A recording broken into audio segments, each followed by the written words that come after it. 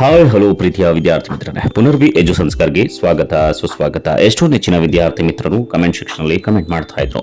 ಏನಪ್ಪಾ ಅಂತಂದ್ರೆ, sir first PUC annual ಎಕ್ಸಾಮ್ಗೆ ಸಂಬಂಧಿಸಿದ ಹಾಗೆ ಕನ್ನಡ ಭಾಷಾ ವಿಷಯಕ್ಕೆ ಸಂಬಂಧಿಸಿದ ಹಾಗೆ ಇಂಪಾರ್ಟೆಂಟ್ ಕ್ವಶನ್ಸ್ ನ ಉತ್ತರ ಸಮೇತ ತಿಳಿಸ್ಕೊಡಿ ಸರ್ ಅಂತ ಹೇಳಿ. ಖಂಡಿತ ವಿದ್ಯಾರ್ಥಿ ಮಿತ್ರರೇ, ಈ ಒಂದು ವಿಡಿಯೋದಲ್ಲಿ ನಿಮ್ಮ ಫಸ್ಟ್ PUC ಆನ್ಯುವಲ್ ಎಕ್ಸಾಮ್ಗೆ ಸಂಬಂಧಿಸಿದ ಹಾಗೆ ಗದ್ಯ ಭಾಗದಲ್ಲಿ ಕೇಳಲಾಗುವ ಪ್ರಮುಖ ಸಂದರ್ಭಗಳನ್ನ ಉತ್ತರ ಸಮೇತ ತಿಳಿಸ್ಕೊಡ್ತಾ ಹೋಗ್ತಾ ಇದ್ದೀನಿ. ಈಗ ಆಲ್ರೆಡಿ ಪದ್ಯ ಭಾಗದ ಸಂದರ್ಭವನ್ನ ಅಪ್ಲೋಡ್ ಮಾಡಿದ್ದೀನಿ, ಪ್ಲೇ ಲಿಸ್ಟ್ ಅಲ್ಲಿ ನೀವು ಹೋಗಿ ನೋಡಬಹುದು. ಸೊ ಈಗ ಬನ್ನಿ, ಈಗ ನೋಡ್ತಾ ಹೋಗೋಣ. ನಿಮ್ಮ ಒಂದು ಆನ್ಯುವಲ್ ಎಕ್ಸಾಮ್ ನಲ್ಲಿ ಕೇಳಲಾಗುವಂತಹ 3 ಅಂಕದ ಪ್ರಶ್ನೆಗಳು ಸಂದರ್ಭ ಸಹಿತ ವಿವರಿಸಿ. ಅದರಲ್ಲಿ ಮೊದಲನೆಯ ಸಂದರ್ಭ, ರೈಲು ಹೊರಡಲು ಜ್ಯೋತಿಷ್ಯದ ಅನುಮತಿಯನ್ನು ಯಾರೂ ಕೇಳುವುದಿಲ್ಲ. ಉತ್ತರ, ಈ ಮೇಲಿನ ವಾಕ್ಯವನ್ನು ಡಾಕ್ಟರ್ ಎಚ್ ನರಸಿಂಹಯ್ಯನವರು ಬರೆದಿರುವ ಜ್ಯೋತಿಷ್ಯ ಅರ್ಥಪೂರ್ಣವೋ ಅರ್ಥರಹಿತವೋ ಎಂಬ ಗದ್ಯದಿಂದ ಆರಿಸಲಾಗಿದೆ. ಈ ಮಾತನ್ನು ಲೇಖಕರು ರಾಹುಕಾಲ, ಗುಳಿಕ ಕಾಲ ಮತ್ತು ಯಮಗಂಡ ಕಾಲಗಳ ಬಗ್ಗೆ ತಿಳಿಸುವಾಗ ಹೇಳಿದ್ದಾರೆ. ಜ್ಯೋತಿಷ್ಯದ ಪ್ರಕಾರ ರಾಹುಕಾಲದಲ್ಲಿ ಪ್ರಯಾಣ, ಮದುವೆ ಮುಂತಾದ ಶುಭ ಕಾರ್ಯಗಳನ್ನು ನಡೆಸಬಾರದು. ಈ ನಂಬಿಕೆ ನಿಜವಾದ ಪಕ್ಷದಲ್ಲಿ ರಾಹುಕಾಲದಲ್ಲಿ ಹೊರಟ ವಿಮಾನಗಳು, ರೈಲುಗಳು ಅಪಘಾತಕ್ಕೆ ಒಳಗಾಗಬೇಕು. ನ್ಯೂಯಾರ್ಕ್, ಲಂಡನ್ ಅಂತಹ ವಿಮಾನ ನಿಲ್ದಾಣಗಳಲ್ಲಿ ಯಾವಾಗಲೂ ವಿಮಾನಗಳು ಬಂದು ಹೋಗುತ್ತಿರುತ್ತವೆ. ಅವುಗಳು ರಾಹುಕಾಲವನ್ನು ತಪ್ಪಿಸಲು ಕಾಯುವುದಿಲ್ಲ ಎಂದು ತಿಳಿಸುತ್ತಾ, ಹಾಗೆಯೇ ರೈಲು ಹೊರಡಲು ಜ್ಯೋತಿಷ್ಯದ ಅನುಮತಿಯನ್ನು ಯಾರೂ ಕೇಳುವುದಿಲ್ಲ ಎಂದಿದ್ದಾರೆ. ಸಂದರ್ಭ 2, ಅಡ್ಡಗೋಡೆಯ ಮೇಲೆ ದೀಪವಿಟ್ಟಂತೆ. ವಿದ್ಯಾರ್ಥಿಗಳೇ, ಉತ್ತರವನ್ನು ತಿಳಿದುಕೊಳ್ಳುವುದಕ್ಕಿಂತ ಮುಂಚೆ ಇನ್ನೂ ಕೂಡ ನಮ್ಮ ಚಾನಲ್ನ ಸಬ್ಸ್ಕ್ರೈಬ್ ಮಾಡ್ಕೊಂಡಿಲ್ಲ ಅಂದರೆ ಆದಷ್ಟು ಬೇಗ ಸಬ್ಸ್ಕ್ರೈಬ್ ಮಾಡ್ಕೊಳ್ಳಿ. ಜೊತೆಗೆ ಮೆಂಬರ್ಶಿಪ್ಗೆ ನೀವು ಜಾಯ್ನ್ ಆಗಿ. ಜಾಯಿನ್ ಬಟನ್ ಮೇಲೆ ಕ್ಲಿಕ್ ಮಾಡಿ ಮೆಂಬರ್ಶಿಪ್ನ ತೆಗೆದುಕೊಂಡ್ರೆ ನಿಮಗೆ PDF ಫೈಲ್ಗಳು ಜೊತೆಗೆ ಲೈವ್ ಕ್ಲಾಸಸ್ನು ಕೂಡ ನಾವು ಇಂಪಾರ್ಟೆಂಟ್ ಕ್ವಶನ್ಸ್ಗಳನ್ನ ಲೈವ್ ಕ್ಲಾಸ್ ಮುಖಾಂತರ ತಿಳಿಸ್ಕೊಡ್ತಾ ಇರ್ತವೆ. ಸೊ ಸಬ್ಸ್ಕ್ರೈಬ್ ಮಾಡಿಕೊಂಡು ಲೈಕ್ ಮಾಡೋದ್ರಲ್ವಾ. ಬನ್ನಿ ಈಗ ಉತ್ತರವನ್ನು ನೋಡೋಣ. ಅಡ್ಡಗೋಡೆಯ ಮೇಲೆ ದೀಪವಿಟ್ಟಂತೆ. ಉತ್ತರ, ಈ ಮೇಲಿನ ವಾಕ್ಯವನ್ನು ಡಾಕ್ಟರ್ ಎಚ್ ನರಸಿಂಹಯ್ಯನವರು ಬರೆದಿರುವ ಜ್ಯೋತಿಷ್ಯ ಅರ್ಥಪೂರ್ಣವೋ ಅರ್ಥರಹಿತವೋ ಎಂಬ ಗದ್ಯದಿಂದ ಆರಿಸಲಾಗಿದೆ. ಈ ಮಾತನ್ನು ಲೇಖಕರು ಜ್ಯೋತಿಷಿಗಳು ತಿಳಿಸುವ ಭವಿಷ್ಯವಾಣಿಯನ್ನು ಕುರಿತು ಹೇಳಿದ್ದಾರೆ. ಜ್ಯೋತಿಷಿಗಳು ಹೇಳುವ ಭವಿಷ್ಯವು ಪತ್ರಿಕಾ ಪ್ರತಿನಿಧಿಯು ನಡೆಸುವ ಚುನಾವಣೆಯ ಮೊದಲನೆಯ ಸಮೀಕ್ಷೆಯ ರೀತಿಯಲ್ಲಿ ಊಹೆಗೆ ಒಳಪಟ್ಟಿರುತ್ತದೆ. ಅಲ್ಲದೆ ಇಬ್ಬರು ಜ್ಯೋತಿಷಿಗಳ ಅಭಿಪ್ರಾಯಗಳಲ್ಲಿ ಸಾಮಾನ್ಯವಾಗಿ ಯಾವ ಹೊಂದಿಕೆಯೂ ಇರುವುದಿಲ್ಲ. ಆದ್ದರಿಂದ ಅವರು ಹೇಳುವ ಭವಿಷ್ಯವು ಅಡ್ಡಗೋಡೆಯ ಮೇಲೆ ಇಟ್ಟ ದೀಪದ ಬೆಳಕಿನಂತೆ ಇರುತ್ತದೆ ಎಂದಿದ್ದಾರೆ. ಸಂದರ್ಭ 3, ಜ್ಯೋತಿಷ್ಯ ಒಂದು ವಾಣಿಜ್ಯವಾಗಿದೆ. ಉತ್ತರ, ಈ ಮೇಲಿನ ವಾಕ್ಯವನ್ನು ಡಾಕ್ಟರ್ ಎಚ್ ನರಸಿಂಹಯ್ಯನವರು ಬರೆದಿರುವ ಜ್ಯೋತಿಷ್ಯ ಅರ್ಥಪೂರ್ಣವೋ ಅರ್ಥರಹಿತವೋ ಎಂಬ ಗದ್ಯದಿಂದ ಆರಿಸಲಾಗಿದೆ. ಈ ಮಾತನ್ನು ಲೇಖಕರು ಜ್ಯೋತಿಷಿಗಳು ಜ್ಯೋತಿಷ್ಯವನ್ನ ಒಂದು ವ್ಯವಹಾರವನ್ನಾಗಿ ಮಾಡಿಕೊಳ್ಳುತ್ತಿದ್ದಾರೆ ಎಂದು ತಿಳಿಸುವ ಸಂದರ್ಭದಲ್ಲಿ ಹೇಳಿದ್ದಾರೆ.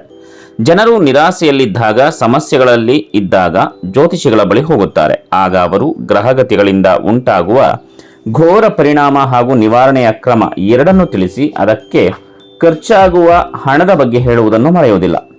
ಅವರ ಮಾರ್ಗದರ್ಶನವನ್ನು ಬಯಸುವವರು ಯಾರೂ ಅವರ ಅಭಿಪ್ರಾಯವನ್ನು ತಿರಸ್ಕರಿಸುವುದಿಲ್ಲ. ಈ ಕಾರಣದಿಂದ ಜ್ಯೋತಿಷ್ಯ ಒಂದು ವಾಣಿಜ್ಯವಾಗಿದೆ ಎಂದು ಲೇಖಕರು ತಿಳಿಸಿದ್ದಾರೆ. ಸಂದರ್ಭ 4, ಸಮಾಜದ ಸುಧಾರಣೆ ಶಿಕ್ಷಣದ ಒಂದು ಉದ್ದೇಶ. ಉತ್ತರ, ಈ ಮೇಲಿನ ವಾಕ್ಯವನ್ನು ಡಾಕ್ಟರ್ ಎಚ್ ನರಸಿಂಹಯ್ಯನವರು ಬರೆದಿರುವ ಜ್ಯೋತಿಷ್ಯ ಅರ್ಥಪೂರ್ಣವೋ ಅರ್ಥರಹಿತವೋ ಎಂಬ ಗದ್ಯದಿಂದ ಆರಿಸಲಾಗಿದೆ. ಈ ಮಾತನ್ನು ಲೇಖಕರು ಅಧ್ಯಾಪಕರು ಮತ್ತು ವಿದ್ಯಾರ್ಥಿಗಳಲ್ಲಿ ವೈಜ್ಞಾನಿಕ ಮನೋಭಾವವನ್ನು ಬೆಳೆಸುವುದು ಶಿಕ್ಷಣದ ಒಂದು ಉದ್ದೇಶವಾಗಿರಬೇಕು ಎಂದು ತಿಳಿಸುವ ಸಂದರ್ಭದಲ್ಲಿ ಹೇಳಿದ್ದಾರೆ. ಯಾವುದೇ ವಿಚಾರವನ್ನ ಪ್ರಶ್ನಿಸದೆ, ಪರಿಶೀಲಿಸದೆ ಒಪ್ಪಿಕೊಳ್ಳಬಾರದು. ಅದು ಭಗವದ್ಗೀತೆ, ಬೈಬಲ್ ಅಥವಾ ಕುರಾನ್ ಆಗಿರಲಿ.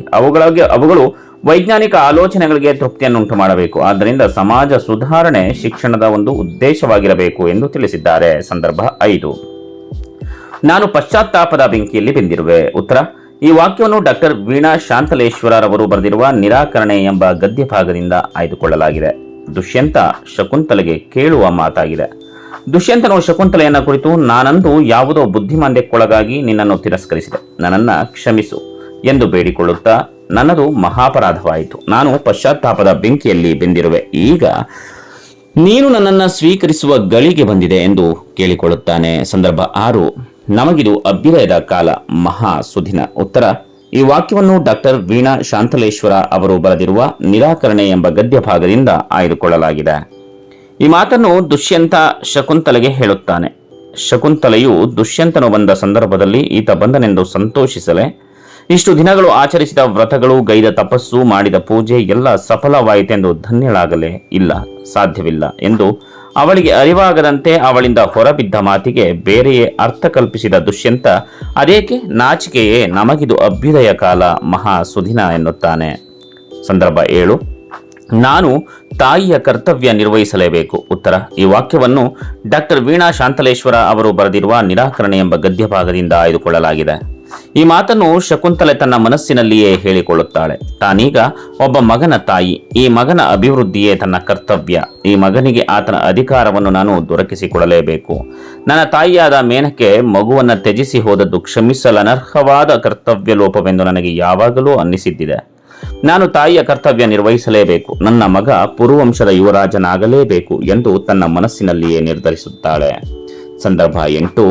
ಹೆಣ್ಣಾಗಿ ನಾನು ಆತ್ಮಸಾಕ್ಷಿಗೆ ವಿರುದ್ಧವಾಗಿ ವರ್ತಿಸಲಾರೆ. ಉತ್ತರ: ಈ ವಾಕ್ಯವನ್ನು ಡಾಕ್ಟರ್ ವೀಣಾ ಶಾಂತಲೇಶ್ವರ ಅವರು ಬರೆದಿರುವ ನಿರಾಕರಣೆ ಎಂಬ ಗದ್ಯ ಭಾಗದಿಂದ ಆಯ್ದುಕೊಳ್ಳಲಾಗಿದೆ.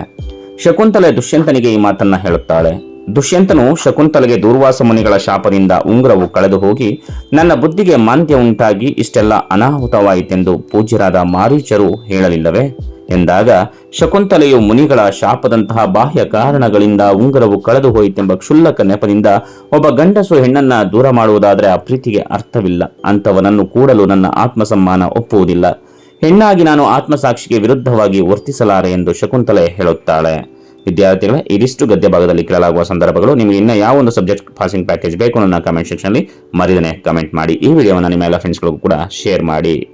ಮತ್ತೆ ಮುಂದಿನ ಒಂದು ಪಾಸಿಂಗ್ ಪ್ಯಾಕೇಜ್ ಅಲ್ಲಿ ಸಿಗೋಣ. ಅಲ್ಲಿವರೆಗೂ ನಮಸ್ಕಾರ.